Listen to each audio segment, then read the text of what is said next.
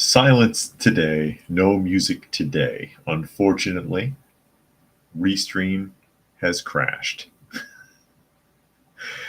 No music today. Restream has crashed, or at least their music function has. So we'll have to do without the intro.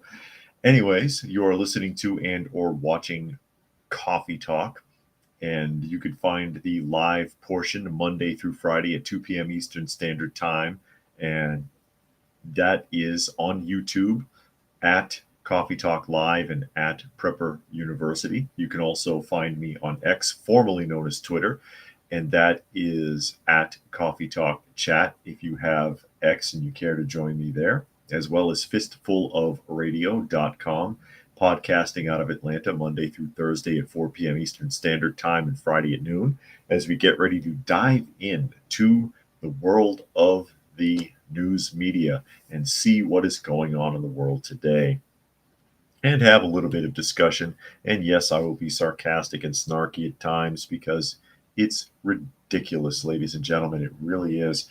It's a bread and circus, and they bury us in it. Joined today by three felines in the room. Little Girl. No, Little Girl is in the corner. Daniel is sleeping on a box, and Granny Smith is sleeping in the chair behind me. And of course, I do try to, in the live portion, read through as many of the comments as is reasonable for the benefit of those of you who are listening and not able to see what's going on, so that you can keep up with the conversation. And I'll go ahead and say hello to some of the people that have chimed in. I see Helter is here today, as well as Joshua, Dragon, Cyberjack Sr., Zane, Sean, and H12. Carrick is here. Glad you all could make it as we get ready to get started. And we're going to jump to Duke University. Duke University, which is big in the news for very little. I see Puck is here, and I pronounce it Puck on purpose because you can see the name for yourself. Yes, there are three cats in the room, Puck. Three cats in the room today. As we get ready to jump in, I get this open about Duke University, and this is a Guardian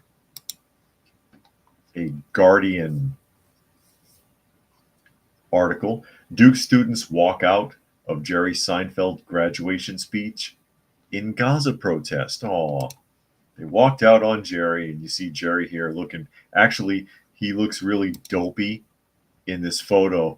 I think they do stuff like that to people on purpose, because he looks really goofy right there with his teeth sticking out. And you could find more flattering photos. I know they just grabbed something. AI probably did it. Dozens of students, it wasn't really very many actually, but dozens of students walked out of Duke University's commencement ceremony on Sunday as some chanted "Free Palestine" to protest its guest speaker, the comedian Jerry Seinfeld, who has supported Israel throughout the war in Gaza. I would imagine he would, since he is culturally Jewish. I don't know how deep into his faith he is. I can't imagine that he's not that practicing, given his profession and so on and so forth. But he is culturally of Hebrew descent. Figures in robes and caps, some waving Palestinian flags, filed out of crowds of graduates assembled on the grass in the North Carolina University's football stadium. That's an inappropriate time and place for that sort of thing. Several attendees also left the viewing stands, including a person wearing a kaifa, which can be an emblem of solidarity with the Palestinian cause. Others shouted, "Jerry, Jerry," as the actor received an honorary degree, and Seinfeld delivered his speech without major interruptions. Quote, "A lot of you are thinking, I can't believe they invited this guy. Too late," he said after vowing to defend the concept of privilege. "I say, use your privilege. I grew up as a Jewish boy from New York. That is a privilege if you want to be a comedian," he added. Is it? We understand the depth of feelings in our community, and we have And as we have all year, we respect the rights of everyone at Duke to express their views peacefully without preventing graduates and their families from celebrating their achievement, said a Duke spokesperson, Frank Tramble, in a statement. Okay, it goes on to say Seinfeld visited Israel and has vocally supported it since October 7th. And they go on to explain what happened on October 7th here, that pretty much everybody already knows about. The walkout at Duke's graduation was the latest manifestation of protests that have roiled U.S. campuses as students call for the universities to divest from arms suppliers and other companies profiting from the war, an amnesty for students and faculty who have been disciplined or fired for protesting. Yeah, and that's getting worse. I mean, they're actually at a point now where, and this is the walkout. This is video footage of the walkout. I'll see if I can expand it.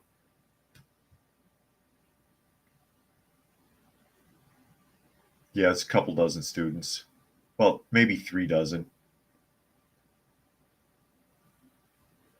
But they're at the point now where the colleges are starting to cancel their DEI programs entirely and citing the violence and the riots and the universities have had nothing. They've had about enough. They've had about enough. As I catch up a couple of comments here, Donna Beaver is here, says, remember, thumbs up, like, and share. Please do. Occult Prepper is here, said they're happy they've made it. Been a while. Yeah, glad you could make it today, as well as New York. Zane reminds us Jerry is old. Yeah, he's like 70 or something. Brian is here. I'll just close that because I don't know what happened with that. It's acting up.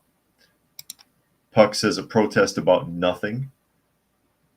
And Zane reminds us that the world is permanently globalized. I don't know how much it would take to walk everything back, but it wouldn't be easy.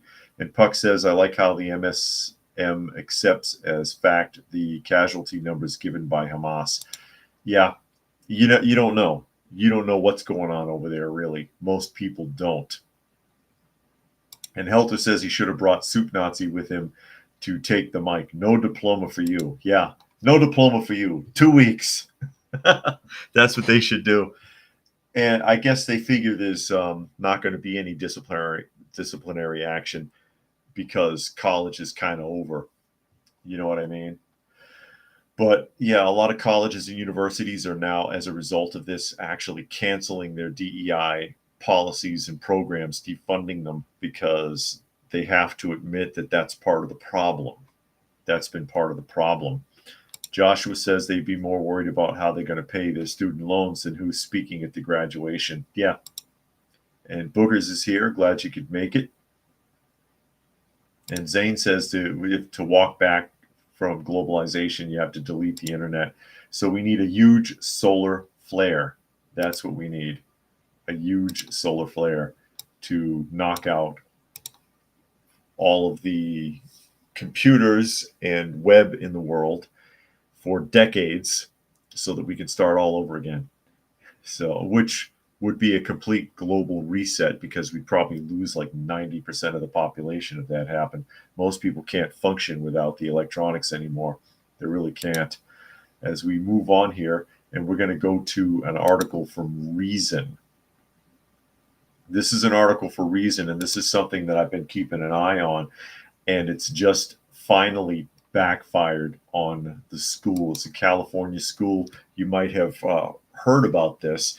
It's students that were accused of being in blackface that were expelled without any investigation. And it turns out now that they were mistaken, that there was no blackface and no intention of such a thing. And Occult wants to know, what's the kitty in the chair behind you? That is Granny Smith in the chair. Granny Smith, she's ignoring me. Yeah, Granny Smith is sitting in the chair behind me today. And little girl was in here. She took off. And we have Daniel asleep in the corner over there. But yeah, that's Granny Smith. She's usually not there. But you may have heard about that. Well, they sued and they won because they were able to demonstrate that's not what they were doing. And you can see the picture here, and I'll go ahead and expand. Can I expand it? I don't think it's going to let me expand that. It says 3 boys allegedly in blackface. Again, this is a Reason article. California students get $1 million after they were expelled for wearing supposedly racist acne masks. School officials falsely accused boys of posing for a photo in blackface. And if you look carefully at that photo, those of you who can see, if you can see this this picture, and I guess this was at some slumber party or some nonsense, and these kids are like 14 years old, you can see that that is clearly green. It's dark, and it could be just because of the picture quality. It looks like a cell phone photo. That's green. You can see it's green. But here we go. Article reads, during a sleepover in August of 2017, 3 14-year-old boys, 2 of whom were about to start attending St. Francis High School in Mountain View, California, took a picture of themselves wearing dark green acne masks. One of the boys, who was hosting the other 2, had severe acne, and his friends applied the masks in an act of playful solidarity. They took the picture because they thought they looked silly. 3 years later, after another teenager obtained the picture and posted it online, the 2 St. Francis students were falsely accused of posing in blackface and forced to leave the school under the threat of expulsion. This week, a California jury awarded the boys identified as AH and HH in their lawsuit against the school $1 million in damages, plus a tuition reimbursement of roughly $70,000. Wow. A photograph of this innocent event was plucked from obscurity and grossly mischaracterized during the height of a nationwide social unrest. The boys' families said when they filed their lawsuit in 2021, the photo came to light as of June 2020, a month after Minneapolis police officer Derek Chauvin killed George Floyd, blah, blah, blah. St. Francis became involved in a number of racial scandals as a result. So, yeah, without investigating it, they jumped the gun and played up on the concept of racism. And now it is severely backfired because, like I said, you can look at this picture. I don't know how well you can see it, but it's clearly green. It's probably like a, I'm assuming it's going to be like a seaweed mask, as it were. As we catch up a couple of comments here, Gary Edwards is here. Glad you could make it. And Puck says, solar storm, we should have listened to Greta. How dare you? Yeah, I know. It's yeah, solar flares. It's climate change. A cult says they live in South Dakota, and here for a 4-hour-long span of time, power lines throughout the state were humming and vibrating audibly. Joshua says you forgot to put your pinky to your mouth like Dr. Evil when you said 1 million. Oh. And Zane says, so they were racist to white people. I guess so. But the media plays up to this. Politicians and activists play up to this. And that's why they overreacted and screwed these kids. Basically pushed them out of school. And now it's backfired. And it goes deeper than this. It goes a lot deeper than this, as you all well know. The false racism in the country. Everything is racist. Everything is making fun of black people or Hispanic people. Everything is a threat. Everything is systemic. Everything is oppressing someone. Everybody's the bad guy if they're Caucasian. And in many cases, Asian. Evidently, they're the freaking bad guy. And you end up with situations like this where something like that is taken out of context. They didn't even give it a second thought. That's something that could have been fixed that day. Puck also says here, another false flag that costs leftists millions. I like it. Yeah. And Dragon says, one day we'll all be stunned when one of these racist incidents actually turns out to be true. because too much of it turns out to be false, but it leads to other problems. It leads to real racial disparity. And then you end up with situations like this. As let me find the right article here. If I could find the right one. Here it is. New Jersey. This is one that popped into the feed this morning, and it ties in with the concept. You constantly telling people in the media, politicians, activists, and news broadcasters and podcasters, constantly telling people that they're being taken advantage of for being racist, for that they're victims, that they're owed something, that they're being suppressed or held back, and that can get dangerous. Hence this next article piece, Fox News. New Jersey Marine has been arrested after allegedly making threats to kill white people. He began planning mass shootings, and he got caught. A Marine was arrested in New Jersey after he allegedly threatened to kill white people in various social media posts and apparently began planning a mass shooting, federal prosecutors have said. Joshua Cobb, 23, of Trenton, was brought into custody on Friday, May 10th, and was charged with transmitting a threat in interstate and foreign commerce after he allegedly posted statements online bragging about his interest in becoming a serial killer and threatening to, quote, cause mayhem on the white community, according to the U.S. Attorney's Office for the District of New Jersey. According to court documents filed in this case, Cobb has compiled detailed information on locations that he had been considering as possible targets for a mass shooting, which included a local gym and an Aldi's grocery store in Robbinsville. His phone also allegedly contained notes on how to smuggle firearms into New Jersey. As you well know, firearms in New Jersey do not mix. They are extremely strict on firearms in the state of New Jersey. U.S. Attorney Philip R. Sellinger announced the arrest Monday, saying Cobb joined the U.S. Marine Corps in 2023 and began basic training in June of that year. Cobb was stationed in California until his recent discharge. According to statements provided by the U.S. Attorney's Office, District of New Jersey, Cobb posted on social media messages as far back as December 17, 2022, saying he had begun preparing for a major attack. The message included detailed accounts of him gathering additional guns and ammunition and planning entry and exit points. The reason, quote, the reason I specifically want to target white people is because as a black male, they will never understand my struggles, he wrote in one per the USAO, quote, same way I will never understand their struggles, but I don't care to. I want to erase them, all of them really, but in this case, as many as I possibly can. Cobb also debated over a date, saying, quote, I am going to be sure it is close to an important holiday to their race.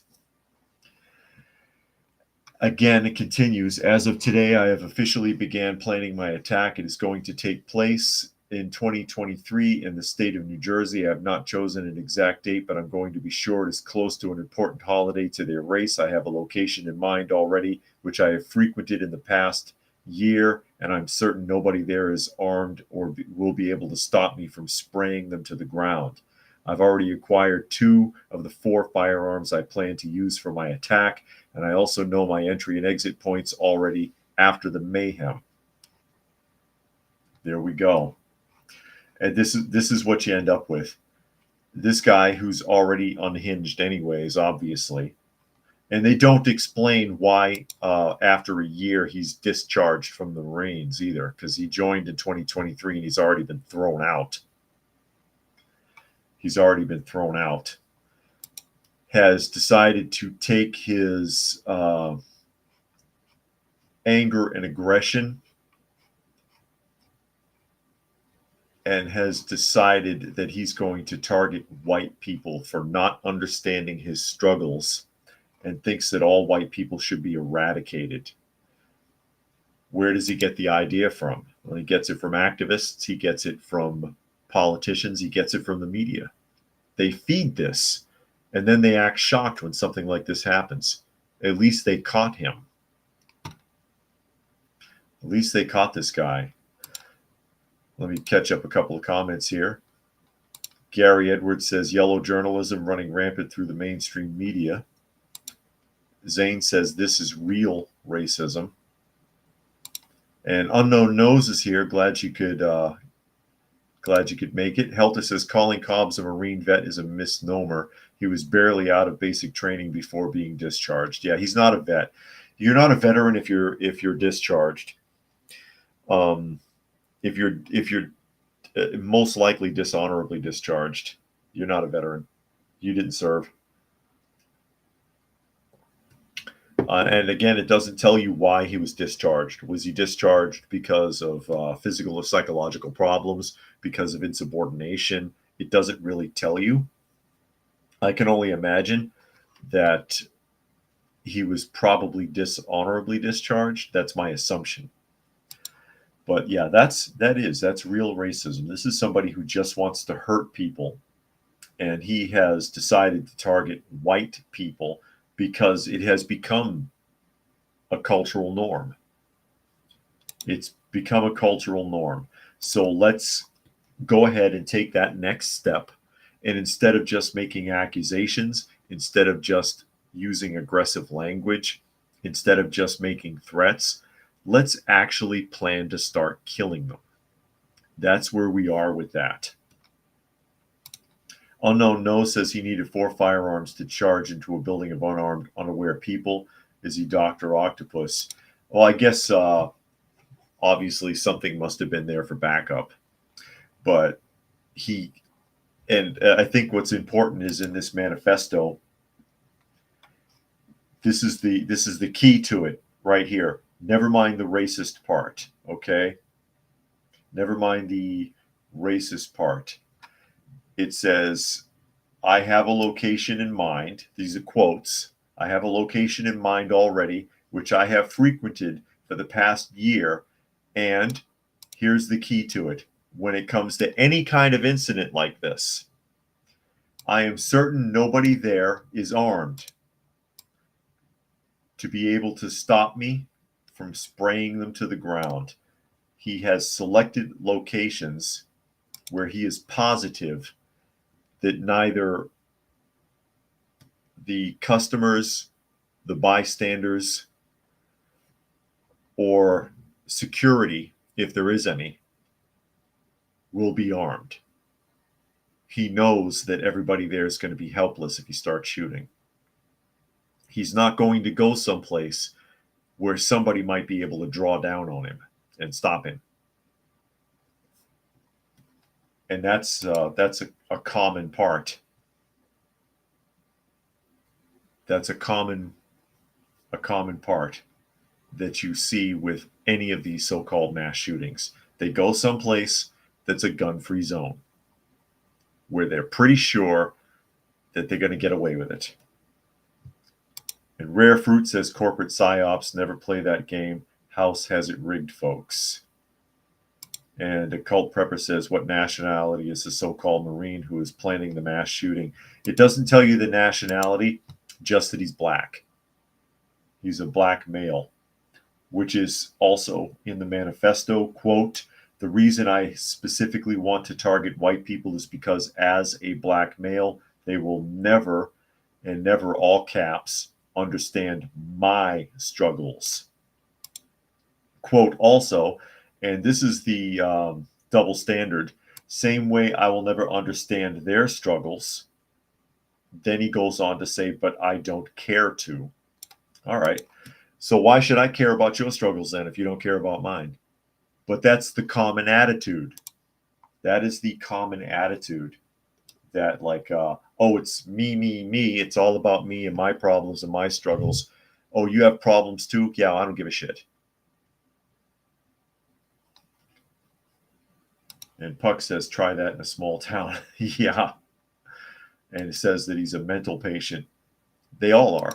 Anybody who wants to just go out and hurt people en masse like that or attempt it, there's something really wrong with them. Occult Prepper says, if people needed to think that way, send them all back to Africa. Yeah. They don't want to go. Are you kidding?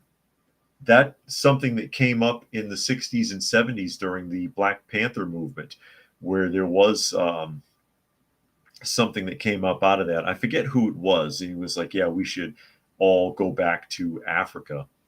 And nobody wanted to hear that. Nobody wanted to hear that. None of them are from Africa, anyways. But there you go. Donna Beaver says life sentence for sure, or light sentence for sure. Black privilege, indeed. But there you go. But this is what that sort of thing leads to. Not to say that he wouldn't try to hurt someone else, but this became his excuse because somewhere in his mind, he got the impression that it would be acceptable. It would be acceptable. Why would he think that it's acceptable? Why would he think that it would be acceptable?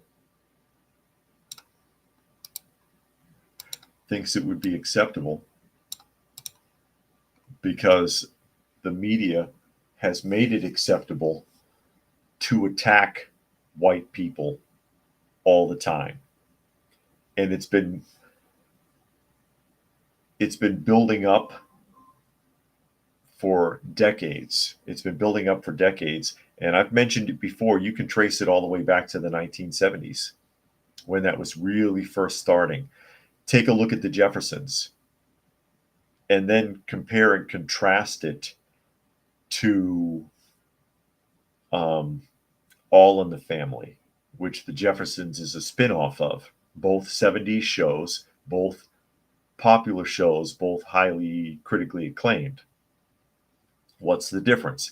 You've got Archie Bunker on All in the Family, who's presented as a bigot.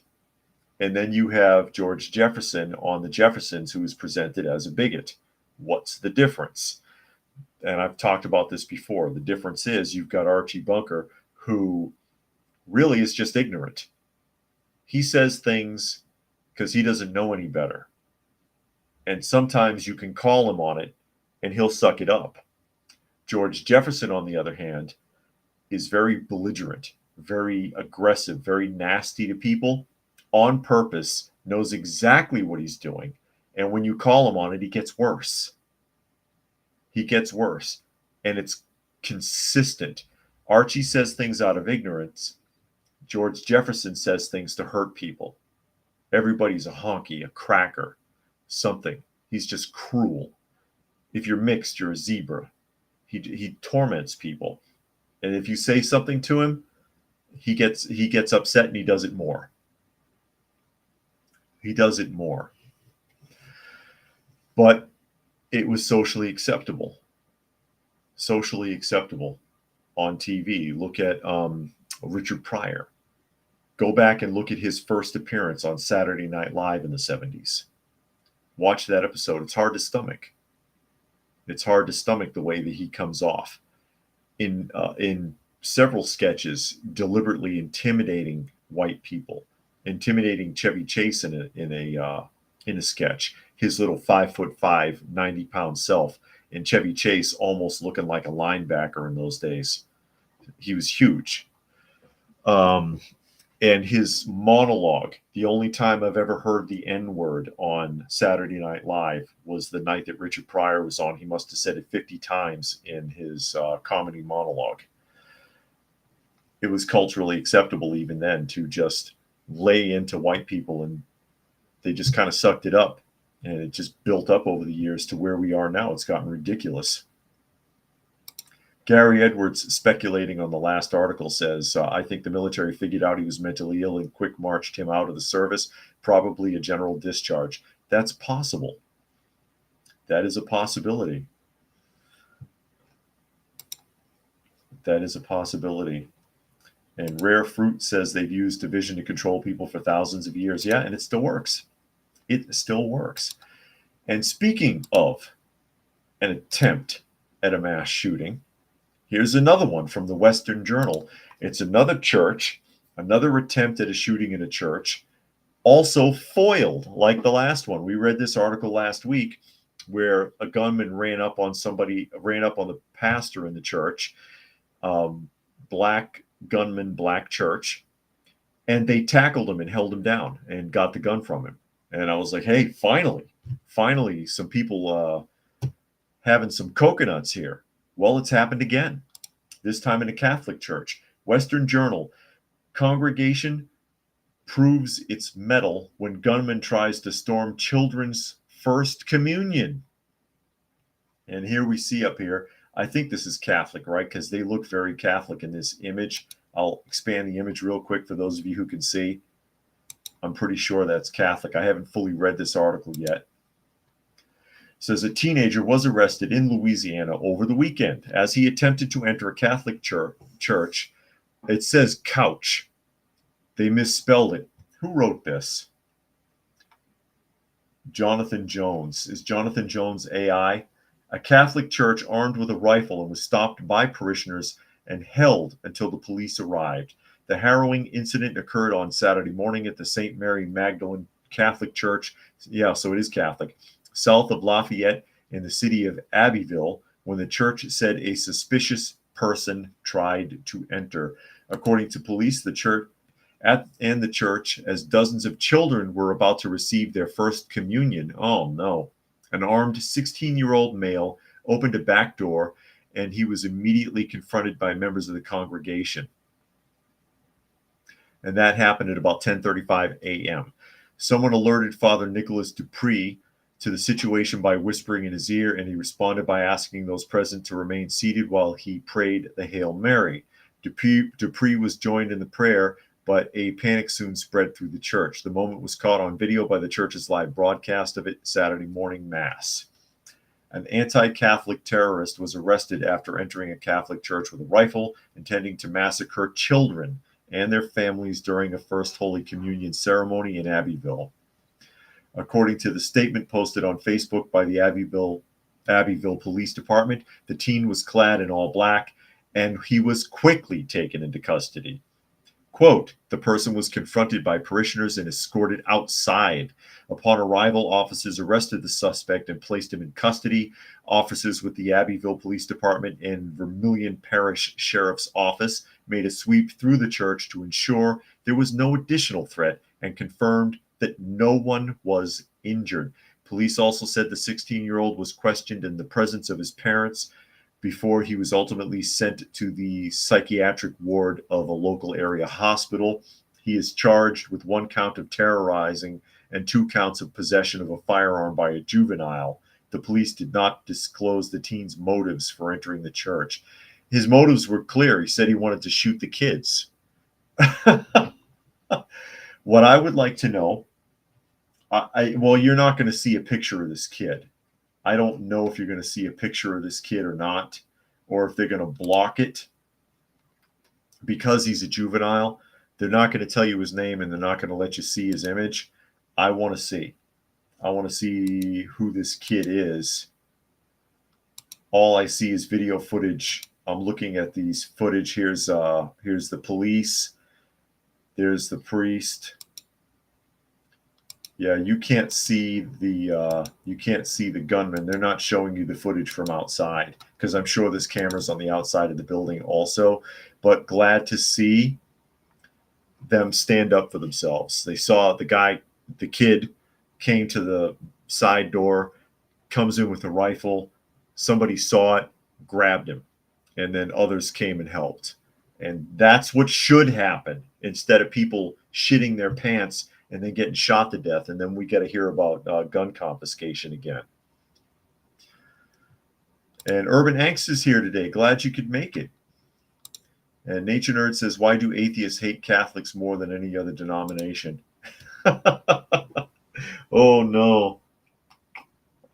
Probably because next to the Hebrews, or the so-called Jewish faith, because, Jew is not a correct term. It's just what people have come to accept saying. Then the Catholics are the oldest standing religion with the longest reach with European connections. And Urban says if he's a psychiatric patient, then it's not terrorism because there is no political goal. I wonder if he has the same condition as the dude who stabbed Mari Emanuel in Australia. Who knows? Who knows? And Nature Nerd says Canada's false story of Native American burial grounds caused leftists to burn dozens of churches. That's right, and that turned out to be false. They found nothing. They dug up that whole area and found nothing. I remember that story. But people were attacking the Catholic Church left and right in Canada as a result of that. Gary Edwards says probably a young Satanist striving to commit the most heinous evil against the innocent. And that could be. That could be. And, you know, that's the funny thing about atheists, too, since it came up a little bit earlier. Somebody mentioned atheism in the comment section there, that they often, many of them feel compelled to try to convince you of their argument. Like, I don't care if you're atheist, go away. Why are you trying to convince others that they should also be atheist unless you're not convinced yourself that you're right? I often find that when people feel like they absolutely have to get you to believe in their concept of something, it's because they need the justification and they don't really believe it either. Dragon says people would like to stand up and save people, but unfortunately the laws in the country are so draconian that they're not willing to go beyond the call of duty for fear of legal repercussions. And that does feed into some of it too, because there are situations by which you could end up in trouble for trying to help. Urban says not one body has been found at the residential school, complete scam and total media blackout on the story. Yeah. But I read that some time ago too, I believe, because I remember that. I remember reading that story, and I think I did it on. I think I may have done it on one of the podcasts quite some time ago. That yeah, there were accusations that Indian children were forced to go to the Catholic schools and they were tortured and murdered and buried there, and everybody flipped out and they found nothing. They found nothing, and people overreacted and assaulted churches in Canada. Helter goes on to say people stepping up and helping when someone is in danger is rare these days. People would usually pull out their phones and start filming.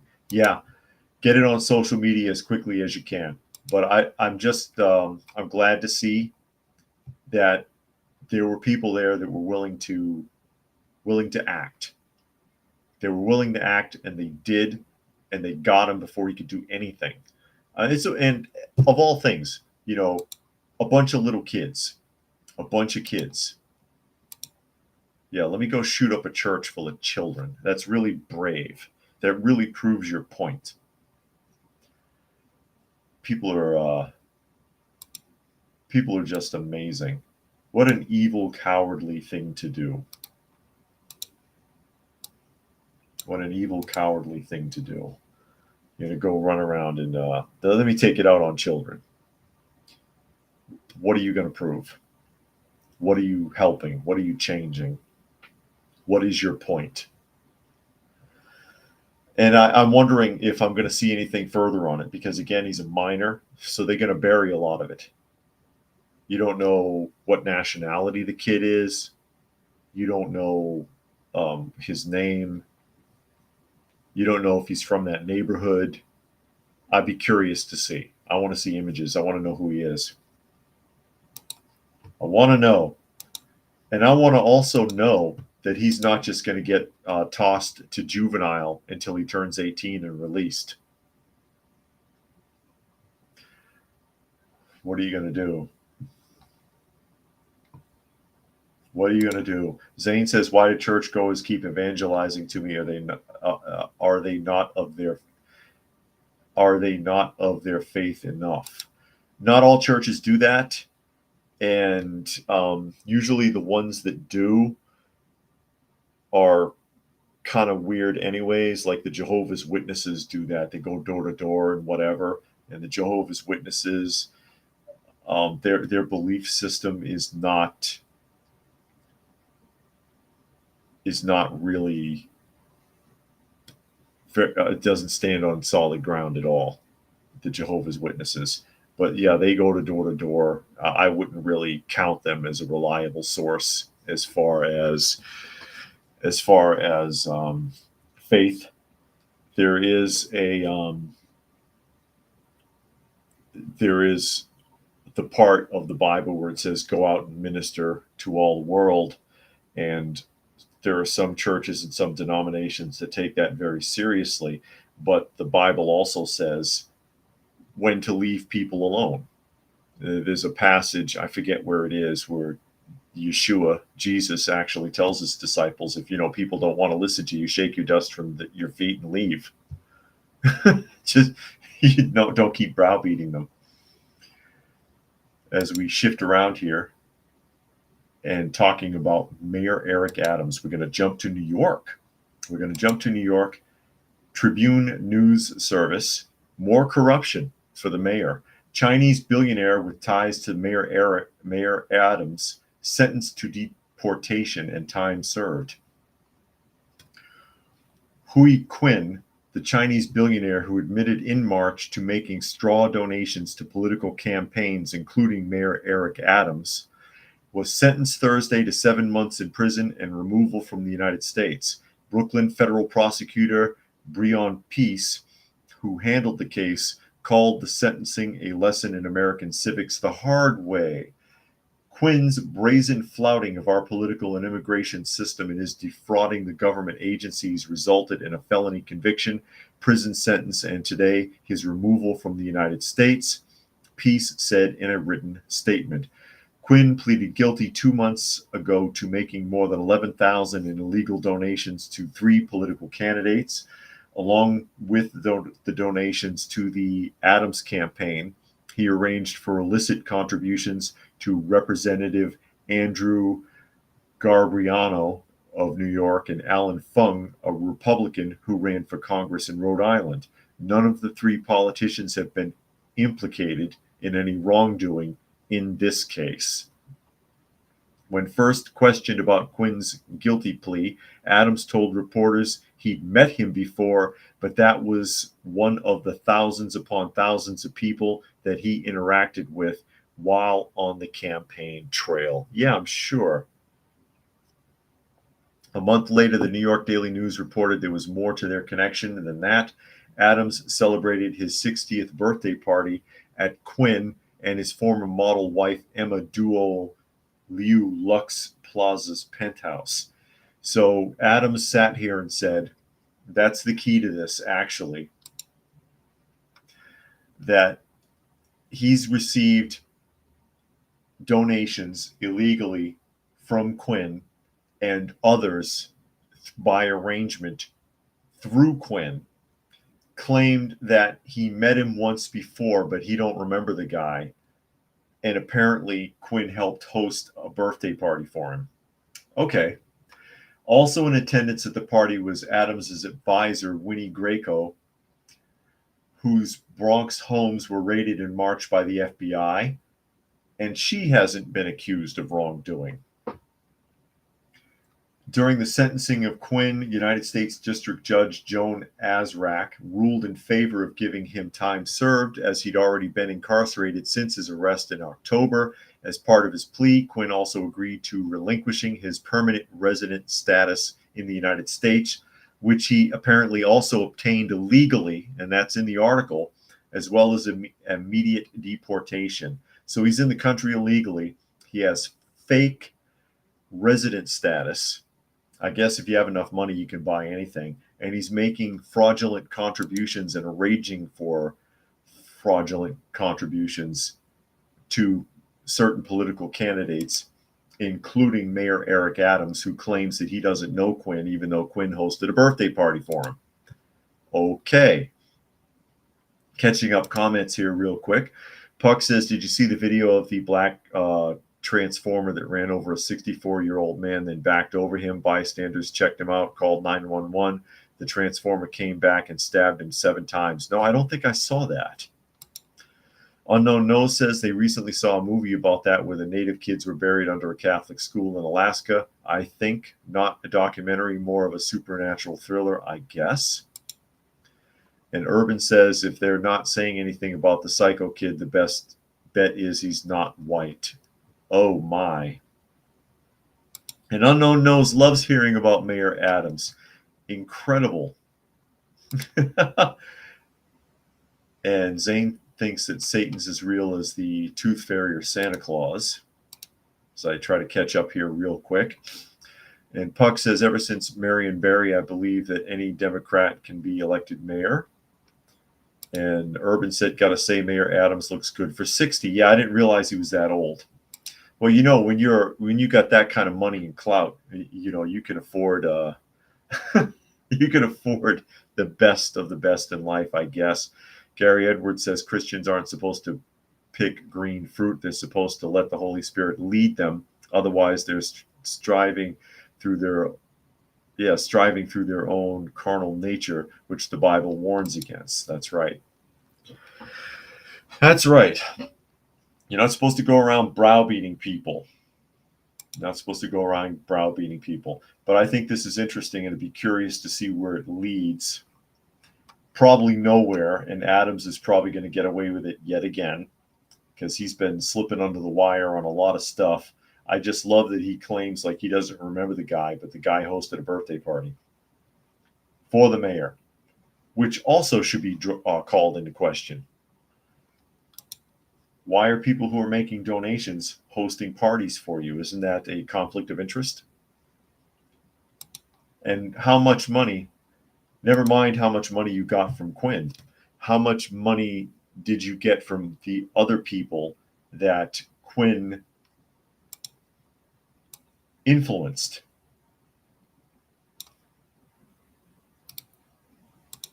How much money did you get? And what did you do with it? Where did that money go? Where did that money go? It's amazing. It's like they're so openly, blatantly corrupt, and they continue to get away with it all the time. It's right out in the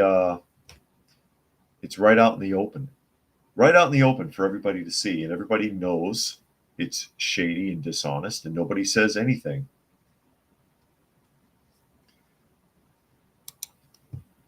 Nobody says anything. We're so used to the lies and the deception, we just go along with it willingly.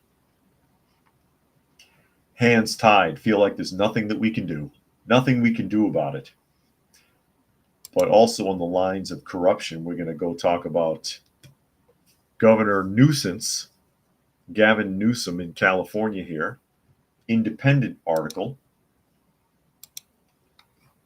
Trying to talk his way out of why it is that they're in such an incredible deficit with no explanation as to where the money went.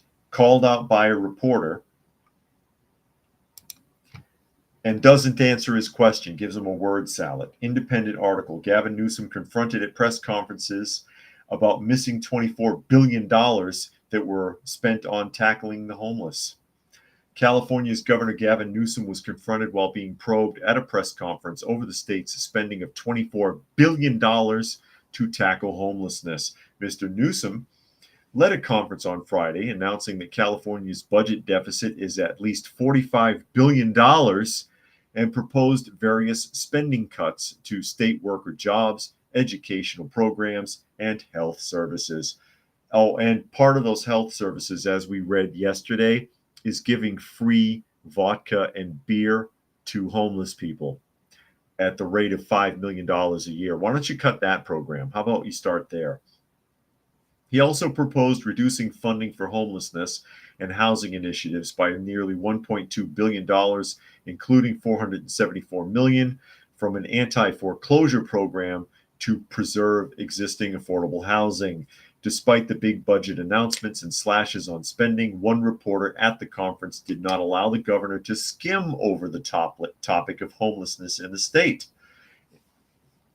In a state audit released in early April, and we read this article, it was revealed that California spent $24 billion to tackle homelessness over the past 5 years, yet did not consistently track how exactly the huge sum of money helped the homelessness crisis. Basically, they can't tell you what they spent the money on. They don't know. Oh, we put it somewhere. Angela Hart of KFF Health News asked 2 questions: whether he felt his administration did enough to determine if the money was well spent, and if he was worried whether public opinion over spending so much on the homelessness program has soured given the lack of progress from all the billions of dollars spent. Legitimate questions. Mr. Newsom replied with a lengthy answer about localism and how it is, quote, difficult at state level to deal with these issues when local governments have different strategies, but touched on how they have incorporated accountability plans into their housing assistance program. He also added that the audit did not surprise him and said that he acknowledged they need to do more, not just in the homeless bucket, but also the mental health/homelessness bucket. However, Ms. Hart came back to the governor after his response saying, "I'm sorry, Governor, I didn't hear responses to either of those questions." Quote from the governor, "Well, forgive me if I appear to repeat the first response." The governor started off by saying, he reiterated that the audit did not surprise him and explained that California has taken part in unprecedented investments, and with that unprecedented interventions, such as demanding more accountability over local governments on how they are spending state money. He reiterated that he initially rejected plans surrounding an accountability framework as he believed there was not enough accountability nor ambition in them. All right. And then he said that he created a housing accountability unit and wanted to incorporate homelessness into that for further accountability over state funding.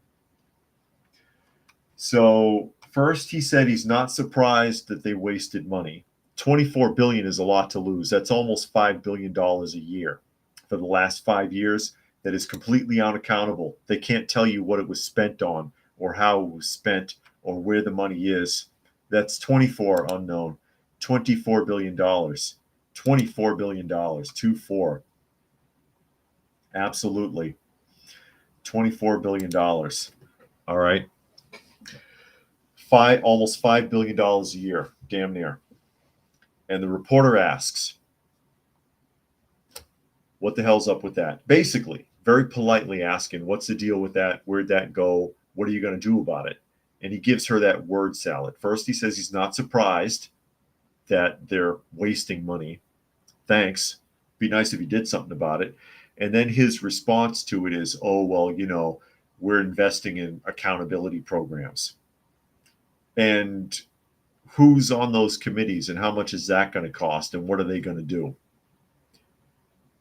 Who are you going to hold accountable if you can't even find your records to demonstrate where the money is, what it was spent on, what you did with it, who you helped and how? And she called him on it and said, hey, basically, and that's what she suggests there, that right here it says, Ms. Hart came back to the governor after his response saying, I'm sorry, Governor, I didn't hear responses to either of those questions. Called him on it. You didn't really answer any question. You didn't answer either of my questions. You blithered on about, she didn't put it that way, but I am. You blithered on about forming accountability committees and not being surprised that money was wasted and that you need to do more to tackle the homelessness bucket, but never answered the question. And the second time around, he just rephrased what he already said. As they state there, he reiterated the same talking points. So Governor Newsom didn't answer the questions. Anyone surprised? Who's going to hold the governor's office accountable? Who's going to hold it accountable? Unknown Knows says California knows how to party. No kidding. No kidding. And Zane says he's tired of crackheads camping in their doorway. And Puck says, ooh, Bucket, I thought you said something else. No, It's a bucket. He said a bucket. That bucket has holes in it, and you can't fill it. You can't fill that bucket. Unknown Knows says, man, if I had $1 billion, my entire extended family, friends, 20 closest neighbors, and everyone in the chat would be set for life. Well, that's nice of you to offer. Nice of you to offer. I'd be just happy with square one and having my debts all paid. And Urban says, weaponized homelessness. Witness the zombie armies of the future. Indeed. Absolutely indeed. But that's what's going on. And we've read that article a while ago. $24 billion unaccounted for that had allegedly been spent on the homeless crisis in California. And they can't demonstrate where or how it was spent, who it helped, what the results were. Nothing. Where are the records? What's being done about that? Why is this not under federal investigation? Because something went wrong. Something has gone terribly wrong. But again, this also ties into my conspiracy theory about California and how the lawmakers there are being paid off to deliberately destroy the state so that it can be sold, so that they can sell that real estate dirt cheap to these billionaires that are trying to build these cities, trying to build their like utopias, their little mini utopias, their bird cages for people to live in. Raccoon says zombies are in Philly. Kensington is the zombie headquarters. Unreal. Unreal. Oh, and here's something. Let me just share this real quick while we have a little bit of time. And there's an image. I'm going to pop an image up here. And that is a cartoon I came across, and I did a short on it earlier. I don't know if any of you saw it. If you saw the short that I did earlier today. And the cartoon shows you the differences between equality, equity, reality, and liberation. Okay? You know, equality, everybody's on the same box. Equity, the boxes are adjusted. Reality, the boxes are set the way that they seem like they are in society. And then liberation, the fence is missing. And I said, okay, I get it. I get what the cartoonist is going for here in that image. I understand. The problem is, and this is what my short was about, showing this cartoon, or this little comic strip, as it were, that people don't realize that you can't get to the last panel where it says liberation until you understand that the people who provided the boxes and built the fence are the same individuals. Same person who built that fence gave them the boxes and told them where to stand. That's how you're going to get to your liberation. Good luck. Good luck. That's what's missed, I think, in that cartoon image. And I did a short on it earlier because that's what I got from it. I was like, there's one more piece missing to this puzzle. Whoever put that fence up is the one that gave these people those boxes, told them where and how to stand. And they did it. Oh, we're going to fix everything. Here's some boxes to solve the problem we created, but we're going to pretend like someone else did it to you. Gary Edwards says, thinking outside the box. Pun intended, I guess, right? Because they're on boxes. I just wanted to share that real quick if you had not seen that short. If you had not seen that short that I did earlier today. Unknown says, also think outside the fence. Yeah, that's what I ended up doing. Think outside the fence. Well, like I said, if nothing else, I'm good at stating what should be obvious. Isn't always, but should be. Should be. As we get ready to wrap things up here, because we're close to the top of the hour, I still have Granny Smith sleeping in the chair behind me, keeping me company. And we are on Coffee Talk. You are listening to and or watching Coffee Talk, and it is podcast and broadcast Monday through Friday at 2 p.m. Eastern Standard Time on YouTube. And you can find me at Coffee Talk Live and at Prepper University, as well as at Coffee Talk Chat on X, formerly known as Twitter, and fistfulofradio.com, podcasting out of Atlanta Monday through Thursday at 4 p.m. Eastern Standard Time and Friday at noon. So thank you, everybody who was able to join us here today. Hope you got something out of the conversation, and we will catch you again